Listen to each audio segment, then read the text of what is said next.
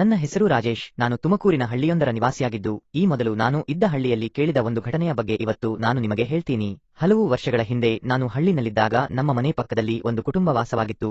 ಮನೆಯಲ್ಲಿ ಮೂವರ ಮಾತ್ರನೇ ಇದ್ರು, ತಾಯಿ, ಮಗ ಮತ್ತೆ ಮಗಳು. ತಾಯಿಗೆ ವಯಸ್ಸಾಗಿ ಹಾಸಿಗೆ ಹಿಡಿದು ಬಿಟ್ಟಿದ್ದರಿಂದ ಮಗಳೇ ಮನೆಯ ಎಲ್ಲಾ ಜವಾಬ್ದಾರಿಯನ್ನ ನಿರ್ವಹಿಸ್ತಾ ಇದ್ಲು. ಇನ್ನು ಮಗ ಕೂಡ ಕೂಲಿ ಕೆಲಸಕ್ಕೆ ಹೋಗ್ತಿದ್ದ. ಅವರ ಜೀವನ ಹಾಗೋ ಹೀಗೋ ನಡೀತಾ ಇತ್ತು. ಅವರು ಆರ್ಥಿಕವಾಗಿ ಹಿಂದುಳಿದ ಕಾರಣ ಹಿರಿಯ ಮಗಳು ಶೀಲಾಗೆ ಇನ್ನು ಮದುವೆ ಆಗಿರಲಿಲ್ಲ. ಆದರೆ ಇದೇ ಊರಿನಲ್ಲಿದ್ದ ವೀರೇಶ್ನಿಗೆ ಯಾವಾಗಲೂ ಇವರ ಮೇಲೇನೇ ಕಣ್ಣಿತ್ತು. ಬಟ್ಟೆ ತೊಳೆಯುವಾಗ, ಕಸ ಗುಡಿಸುವಾಗ ಬೇಕಂತಲೇ ಫೋನ್ನಲ್ಲಿ ಮಾತಾಡೋನ ರೀತಿ ನಾಟಕವಾಡುತ್ತಾ ಸೌಂದರ್ಯವನ್ನ ಕದ್ದು ನೋಡ್ತಿದ್ದ. ಇದು ಇವರಿಗೂ ಗೊತ್ತಿದ್ರೂ ಸಹಿತ ಏನು ಮಾಡಲಾಗದ ಸ್ಥಿತಿ ಇತ್ತು. ಯಾಕಂದ್ರೆ ಯಾರಿಗೆ ಹೇಳಿದ್ರೂ ಸಹಿತ ತನ್ನ ಮರ್ಯಾದೆ ಹೋಗುತ್ತೆ ಅಂತ ಇವರು ಸುಮ್ನೆ ಇದ್ರು. ಆದರೆ ಇಷ್ಟಕ್ಕೆ ಸುಮ್ಮನಾಗದ ವೀರೇಶ್ ಅವಾಗವಾಗ ಅವರು ಹೊಲಕ್ಕೆ ಹೋಗುವಾಗ ಹಿಂಬಾಲಿಸೋದು, ಅಲ್ಲಿವರೆಗೆ ಬಿಡ್ತೀನಿ ಬಾ ಅಂತ ಬೇರೆ ದೃಷ್ಟಿಯಿಂದ ನೋಡ್ತಿದ್ದ. ಅಲ್ದೆ ಒಂದೆರಡು ಸಲ ಕೈಯನ್ನ ಸಹ ಹಿಡಿದಿದ್ದ. ಈ ವೇಳೆ ಅವರು ತಪ್ಪಿಸಿಕೊಂಡು ಹೋಗಿ ಅಲ್ಲಿಂದ ಪಾರಾಗಿದ್ರು. ಇವರದು ಸಂಪ್ರದಾಯಸ್ಥ ಕುಟುಂಬವಾಗಿದ್ದರಿಂದ ಮನೆಯಲ್ಲಿ ಎಲ್ಲವೂ ಸಂಪ್ರದಾಯಬದ್ಧವಾಗಿಯೇ ನಡೆತಿತ್ತು. ಅವರು ಹುಟ್ಟಿನಿಂದಲೇ ಮನೆಯಲ್ಲಿ ಆಚಾರ ವಿಚಾರವನ್ನ ಪಾಲಿಸ್ತಾ ಇದ್ರು. ಆದರೆ ಇಷ್ಟಾದರೂ ಸಹಿತ ಇವರ ಬಡತನದ ಕಾರಣದಿಂದ ಇವರಿಗೆ ಮದುವೆ ಭಾಗ್ಯ ಕೂಡಿ ಬಂದಿರಲಿಲ್ಲ. ಇದು ಮನೆಯವರನ್ನ ಚಿಂತೆಗೀಡು ಮಾಡಿಬಿಟ್ಟಿತ್ತು. ಇದಕ್ಕಾಗಿ ಎಲ್ಲರೂ ಮಾಡಿದ್ವ್ರತ ಆಚಾರ ವಿಚಾರಗಳೇ ಇರಲಿಲ್ಲ. ಎಲ್ಲವನ್ನ ಮಾಡಿದರೂ ಸಹಿತ ಅದು ನೀರಿನಲ್ಲಿ ಹೋಮ ಮಾಡಿದಂತೆ ಆಗ್ತಿತ್ತು. ಯಾರೇ ಸಿಕ್ಕರೂ ಸಹಿತ ಈ ಕೆಲಸವನ್ನ ಮಾಡಿ ಮುಗಿಸುವುದಕ್ಕೆ ತಾಯಿ ಮತ್ತು ಮಗ ಸಂಕಲ್ಪ ತೊಟ್ಟು ಬಿಟ್ಟಿದ್ರು. ಇನ್ನು ಶೀಲಾ ಮಾತ್ರ ಹಲವಾರು ಕಷ್ಟ ಕಾರ್ಪಣ್ಯಗಳಿಗೆ ಒಳಗಾಗಿ ಕುಟುಂಬಕ್ಕೋಸ್ಕರ ತನ್ನ ಜೀವನವನ್ನೇ ಮುಡಿಪಾಗಿಟ್ಟು ಬಿಟ್ಟಿದ್ರು.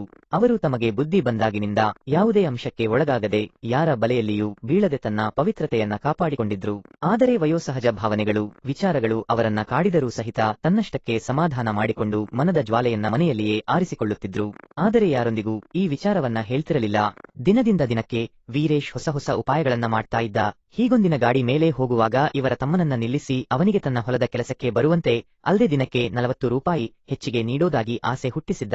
ಅಲ್ದೇ ಇವರಿಗೆ ತನ್ನ ಮನೆ ಕೆಲಸಕ್ಕೆ ಬಂದರೆ ಅವರಿಗೂ ದಿನಗೂಲಿಯಂತೆ 100 ರೂಪಾಯಿ ಕೊಡ್ತೀನಿ ಅಂತ ಅವನಿಗೆ ಹೇಳಿಬಿಟ್ಟಿದ್ದ. ಇದ್ರಿಂದ ಖುಷಿಯಾಗಿದ್ದ ಆ ಹುಡುಗ ಮನೆಯಲ್ಲಿ ಬಂದು ಹೇಳಿದಾಗ ಅವರು ಇದೆಲ್ಲಾ ಬೇಡ ಅಂತ ಕಡ್ಡಿ ಮುರಿದಂತೆ ಹೇಳಿ ಅವನಿಗೂ ಅಲ್ಲಿ ಕೆಲಸಕ್ಕೆ ಹೋಗದಂತೆ ಮಾಡಿಬಿಟ್ರು. ಯಾಕಂದ್ರೆ ಯಾರಾದರೂ ತನ್ನ ಪರಿಸ್ಥಿತಿಯ ಲಾಭವನ್ನ ಪಟ್ಕೊಂಡ್ರೆ ತನ್ನ ಮುಂದಿನ ಜೀವನ ನರಕ ಅನ್ನೋದು ಅವರಿಗೆ ತಿಳಿದು ಬಿಟ್ಟಿತ್ತು. ಅಲ್ದೇ ಇತ್ತ ಬಡತನದಿಂದ ಬೇಸತ್ತು ಬಿಟ್ಟಿದ್ರು. ಹೀಗಿರುವಾಗ ಮನೆಗೆ ಅದೃಷ್ಟ ಒಲೆದು ಬಂದಿತ್ತು. ಅದೇ ಊರಿನಲ್ಲಿ ಸುಮಾರು 38 ವರ್ಷದ ಸಂಗಪ್ಪ ಇವರ ಮನೆಗೆ ಬಂದು ಇವರನ್ನ ಮದುವೆಗೊಳಿಸಿದ್ರು. ಮೊದಲಿಗೆ ಬೇಡ ಅಂತ ಯೋಚನೆಗಳು ಬಂದರೂ ಸಹಿತ ಮನೆ ತನಕ ಬಂದವರನ್ನ ತಿರಸ್ಕರಿಸುವುದು ಬುದ್ಧಿವಂತರ ಲಕ್ಷಣ ಅಲ್ಲ ಅಂತ ಆತನಿಗೆ ಸರಿ ಅಂತ ಹೇಳಿಬಿಟ್ರು. ಆದರೆ ವೀರೇಶ್ ಮತ್ತೊಂದೆಡೆ ಹೊಸ ಉಪಾಯವೊಂದನ್ನ ಮಾಡಿದ್ದ. ಒಂದಿನ ತಾಯಿ ಮಗ ಪಕ್ಕದೂರಿಗೆ ಹೋದಾಗ ಮನೆಯಲ್ಲಿ ಯಾರಿಲ್ಲದ ಸಮಯವನ್ನ ನೋಡ್ಕೊಂಡು ಇವರ ಮನೆಗೆ ಸೇರಿಕೊಂಡು ಬಿಟ್ಟಿದ್ದ. ಅಲ್ದೇ ಅಲ್ಲಿಯೇ ಬಿದ್ದಿದ್ದ ಹುಲ್ಲಿನ ರಾಶಿಯನ್ನ ಮೈಮೇಲೆ ಎಳ್ಕೊಂಡು ಯಾರಿಗೂ ತಿಳಿಯದಂತೆ ಕೂದ್ಬಿಟ್ಟಿದ್ದ. ಈ ವೇಳೆ ಬಸ್ ಸ್ಟ್ಯಾಂಡ್ ಇಂದ ಬಂದ ಇವರು ಮೈಮೇಲೆ ನೀರು ಸುರಿಕೊಳ್ಳಬೇಕು ಅಂತ ಸಿದ್ಧರಾದಾಗ ಹುಲ್ಲಿನ ನಡುವೆ ಏನೋ ಸರಿದಂತಾಗಿ ಅದನ್ನ ನೋಡ್ತಾ ನಿಂತು ಬಿಟ್ಟಿದ್ರು. ಕೊನೆಗೆ ಅದನ್ನ ಸರಿಸಿ ನೋಡಿದಾಗ ವೀರೇಶೇ ಅಲ್ಲಿದ್ದಿದ್ದು ಕಂಡು ಗಾಬರಿಯಿಂದ ಚೀರಿದಾಗ ಅವನು ಕೂಡಲೇ ಬಾಯಿ ಮುಚ್ಚಿಬಿಟ್ಟಿದ್ದ. ಕೊನೆಗೆ ತಾನು ಇನ್ಮುಂದೆ ನಿನ್ನ ತಂಟೆಗೆ ಬರೋದಿಲ್ಲ, ನನ್ನ ಮರ್ಯಾದೆ ಉಳಿಸು ಅಂತ ಬೇಡಿಕೊಂಡಾಗ ಇವರು ಸಮ್ಮತಿಸಿದ್ರು. ಅಲ್ಲಿಂದ ಪರಾರಿಯಾಗಿಬಿಟ್ಟ. ಆದರೆ ದಿನ ಕಳೆದಂತೆ ವೀರೇಶ ಸೇಡಿಗಾಗಿ ಕಾಯ್ತಾನೇ ಇದ್ದ. ಮತ್ತೊಂದೆಡೆ ಮನೆಗೆ ಬಂದಿದ್ದ ಹುಡುಗ ಸಂಗಪ್ಪನ ಹಿನ್ನೆಲೆಯನ್ನ ವಿಚಾರಿಸಿದಾಗ ಅವರಿಗೆ ಒಂದು ಸುದ್ದಿ ತಿಳಿದಿತ್ತು. ಅದೇನಪ್ಪಾ ಅಂದ್ರೆ ಅವನಿಗೆ ಈಗಾಗಲೇ ಹಿಂದೆ ಮದುವೆ ಆಗಿದ್ದು ಇದವನಿಗೆ 2ನೇ ಸಂಬಂಧ ಆಗಿಬಿಟ್ಟಿತ್ತು. ಹೀಗಾಗಿ ಮನೆಯವರು ಸ್ವಲ್ಪ ಚಿಂತೆಗೊಳಗಾಗಿ ಬಿಟ್ಟಿದ್ರು. ಆಮೇಲೆ ಮನೆಯಲ್ಲಿ ಈ ಬಗ್ಗೆ ಚರ್ಚೆ ನಡೆಸಿ ಕೊನೆಗೆ ಪಾಲಿಗೆ ಬಂದಿದ್ದೇ ಪಂಚಾಮೃತ ಅಂತ ನಿರ್ಧಾರ ಮಾಡಿ ಮುಂದಿನ ಕಾರ್ಯಕ್ಕೆ ಒಪ್ಪಿಗೆ ನೀಡಲೇಬೇಕಾಯಿತು. ಆ ದಿನ ಸಂಗಪ್ಪ ಮನೆಗೆ ಬಂದಾಗ ಎಲ್ಲರೂ ಖುಷಿಯಿಂದ ಇದ್ರು ಸಹಿತ ಶೀಲಾ ಸ್ವಲ್ಪ ಬೇಜಾರಾಗಿದ್ಲು. ಯಾಕಂದ್ರೆ ಸಂಗಪ್ಪ ನೋಡೋದಕ್ಕೆ ಕಪ್ಪು, ಆದರೆ ಆತ ಸತ್ಯ ಹೇಳಿದ್ದರಿಂದ ಮಾತುಕತೆಯೆಲ್ಲ ಆಗ್ಬಂದಿತ್ತು. ಇನ್ನು ಎಲ್ಲಾ ಕಾರ್ಯಗಳು ಸುಸೂತ್ರವಾಗಿ ನಡೆದವು. ಮೊದಲ ದಿನವಂತೂ ಕೇಳಿ ಹೇಳುವಂತೆನೇ ಇರಲಿಲ್ಲ. ಯಾಕಂದ್ರೆ 38 ವರ್ಷಗಳ ನಂತರ ತನ್ನ ಜ್ವಾಲೆ ಇಂದು ಆರಲಿದೆ ಅಂತ ತಿಳಿದು ಶೀಲಾ ಸಂತೋಷಪಟ್ಟಿದ್ಲು.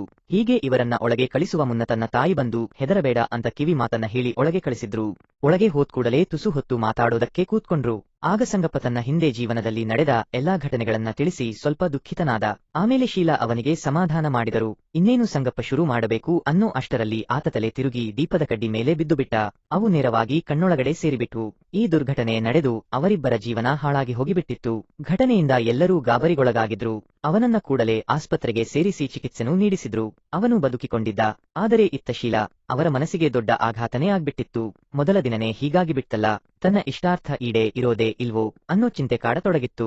ಕೊನೆಗೆ ಆತನನ್ನ ಮನೆಗೆ ಕರ್ಕೊಂಡು ಬಂದಾಗ ಡಾಕ್ಟರ್ ಅವನಿಗೆ ಸ್ವಲ್ಪ ದಿನ ರೆಸ್ಟ್ ಮಾಡುವಂತೆ ಹೇಳಿದ್ರು. ಆಮೇಲೆ ಅವರು ಇವನನ್ನ ಕಾಳಜಿ ಮಾಡತೊಡಗಿದ್ರು. ಮೊದಲೇ ಅನಾಥವಾಗಿದ್ದ ಸಂಗಪ್ಪನಿಗೆ ಇವರೇ ಬಾಳಿನ ದೀಪ ಆಗಿಬಿಟ್ಟಿದ್ರು. ಇನ್ನು ಇವನ ಹೆಚ್ಚಿನ ಚಿಕಿತ್ಸೆಗಾಗಿ ಎಲ್ಲಾ ಕಡೆ ಅಲ್ದಾಡಿದರೂ ಸಹಿತ ಅದು ವಿಫಲವಾಗಿ ಬಿಟ್ಟಿತ್ತು. ಇದ್ರಿಂದ ಇವರು ಬಹಳ ನೊಂದು ಹೋಗಿದ್ರು. ತನ್ನ ಹಣೆಬರಹನೇ ಸರಿ ಇಲ್ಲ ಅಂತ ಕೆಲವೊಮ್ಮೆ ಅಂದುಕೊಳ್ತಿದ್ರು. ಇವರ ಜೀವನದಲ್ಲಿ ವಿಧಿ ಆಟ ಆಡಿದ ಮಾಡಿದ್ದರಿಂದ ಮಾನಸಿಕವಾಗಿ ನಲುಗಿ ಹೋದ್ರು. ಇನ್ನು ಇಷ್ಟೆಲ್ಲ ಆದರೂ ಸಹಿತ ಇವರು ಪ್ರತಿನಿತ್ಯ ಸಂಗಪ್ಪನ ಕಾಳಜಿ ಮಾಡ್ತಿದ್ರು. ಪ್ರತಿನಿತ್ಯ ಅವನಿಗೆ ಮೈ ಮೇಲೆ ನೀರು ಸುರಿಯೋದು, ಶುಚಿಗೊಳಿಸೋದು ಎಲ್ಲವನ್ನ ಮಾಡ್ತಿದ್ರು. ಸಂಗಪ್ಪನನ್ನ ಮಗುವಿನ ಹಾಗೆ ಸಾಗುತ್ತಿದ್ದರು. ಇವರಿಗೆ ಕತ್ತಲು ದೂರ ಸರಿದು ಬೆಳಕು ಆವರಿಸುವ ದಿನ ಬಂದೇ ಬಿಟ್ಟು. ಹೀಗೆ ಪ್ರತಿನಿತ್ಯವೂ ಸಂಗಪ್ಪನ ಸೇವೆ ಮಾಡ್ತಾ ಅವನನ್ನ ಆರೈಕೆ ಮಾಡ್ತಾ 3-4 ದಿನಗಳು ಆಗಿಬಿಟ್ಟಿತ್ತು. ಇತ್ತ ಮನೆಯಲ್ಲಿ ಆರದ ಜ್ವಾಲೆ ಇನ್ನೂ ಹಾಗೆಯೇ ಇತ್ತು. ಅದನ್ನ ಆರಿಸೋದಕ್ಕೆ ಕೆಲವೊಮ್ಮೆ ಕೈಗೆ ಸಿಕ್ಕಿದ್ದ ವಸ್ತುನಿಂದ ಪ್ರಯತ್ನಪಟ್ಟು ಸಮಾಧಾನ ಮಾಡಿಕೊಳ್ತಿದ್ರು. ಹೀಗೊಂದಿನ ಸೇವೆ ಮಾಡುವಾಗ ಅವರಿಗೆ ಹೊಳೆದ ಒಂದು ಉಪಾಯ ಅಂದ್ರೆ, ಸಂಗಪ್ಪನಿಗೆ ಕಣ್ಣು ಕಾಣಿಸೋದಿಲ್ಲ, ಆದರೆ ನಂಗೆಲ್ಲಾನು ಕಾಣಿಸುತ್ತಲ್ಲ ಅಂತ ಮನಸ್ಸಲ್ಲೇ ಅನ್ಕೊಂಡು ಆ ದಿನ ಅವನು ಬಿದ್ದಾಗ ಹೊರಗಿನ ಕೊಂಡಿ ಹಾಕಿ ಒಳಗೆ ಹೋಗಿ ಏಕಾಂತದಲ್ಲಿ ಒಂದಾಗಿಬಿಟ್ರು. ಅಲ್ಲಿಯೇ ಆ ಎಲ್ಲಾ ಕೆಲಸವನ್ನ ಮಾಡಿ ಮುಗಿಸಿದ್ರು. ಸಂಗಪ್ಪ ಇವರಿಗಾಗಿಯೇ ಬರಲಿ ಅಂತ ಕಾಯ್ತಾ ಇದ್ದ. ಯಾಕಂದ್ರೆ ಇಷ್ಟೆಲ್ಲ ಆದರೂ ತನ್ನ ಸ್ವಾರ್ಥನ ಬಿಡಲಿಲ್ಲ ಅನ್ನೋ ಮಾತು ಅನ್ನಿಸಿಕೊಳ್ಳಬಾರದು ಅಂತ ಅವನು ಸುಮ್ನೆ ಇದ್ದ. ಆದರೆ ಇವಾಗ ತಾನಾಗಿಯೇ ಒದಗಿ ಬಂದ ಅವಕಾಶನ ಕಂಡು ಸಂಗಪ್ಪ ಕಣ್ಣು ಕಾಣಿಸದೆ ಇದ್ರೂನು ಆ ಕೆಲಸನ ಮಾಡಿ ಮುಗಿಸಿಬಿಟ್ಟಿದ್ದ. ಇನ್ನು ಇದಾದ ಬಳಿಕ ಇಬ್ಬರು ಕೆಲ ಹೊತ್ತು ಅಲ್ಲೇನೆ ಕುಳಿತು ಮಾತಾಡಿದ್ರು. ಆಗ ಸಂಗಪ್ಪ ಆ ವಿಧಿನೇ ಇವತ್ತು ಈ ಕೆಲಸಕ್ಕೆ ಪ್ರೇರಣೆ ನೀಡ್ತು ಅಂತ ಮಾತಾಡಿದ. ಹೀಗೆ ಪ್ರತಿದಿನ ಮನೆಯಲ್ಲಿ ಇಬ್ಬರು ಖುಷಿ ಖುಷಿಯಾಗಿ ಇರತೊಡಗಿದ್ರು. ಆಮೇಲೆ ಒಂದು ದಿನ ಸಂಗಪ್ಪನ ಅತ್ತೆ ತೀರಿಕೊಂಡಾಗ ಅವರ ಕಣ್ಣುಗಳನ್ನ ಇವನಿಗೆ ಹಾಕಿದ್ರು. ಅದರಿಂದ ಇವನಿಗೆ ಕಣ್ಣು ಬಂತು. ಕಣ್ಣು ಬಂದಿದ್ದೇ ತಡ ಸಂಗಪ್ಪ ಮೊದಲಿನಂತೆ ಎದ್ದು ಅಡ್ಡಾಡತೊಡಗಿದ. ಮನೆಯಲ್ಲಿ ಪ್ರತಿನಿತ್ಯ ಆ ಕೆಲಸ ತಪ್ಪದೇ ನಡೆದಿತ್ತು. ರಜೆ ಇದ್ದಾಗ ಮಾತ್ರ ದಿನಕ್ಕೆ 3-4 ಬಾರಿ ಆ ಕೆಲಸ ನಡೀತಾನೆ ಇತ್ತು. ಕೊನೆಗೆ ತನ್ನ ಜೀವನ ಮತ್ತೆ ಒಳ್ಳೆ ರೀತಿನಲ್ಲಿ ನಡೀತಾ ಇದ್ದಿದ್ದಕ್ಕೆ ಅವರು ಖುಷಿಪಟ್ಟರು. ಕಥೆ ಇಲ್ಲಿಗೆ ಮುಗಿಯುತ್ತೆ. ಕಥೆ ಇಷ್ಟ ಆಗಿದ್ರೆ ಲೈಕ್, ಶೇರ್, ಕಾಮೆಂಟ್ ಮಾಡೋದಾ ಮರಿಬೇಡಿ. ಇಂತಹ ಇನ್ನಷ್ಟು ಇಂಟರೆಸ್ಟಿಂಗ್ ಕಥೆಗಳಿಗಾಗಿ ನನ್ನ ಚಾನೆಲ್ನ ಸಬ್ಸ್ಕ್ರೈಬ್ ಮಾಡ್ಕೊಳ್ಳಿ.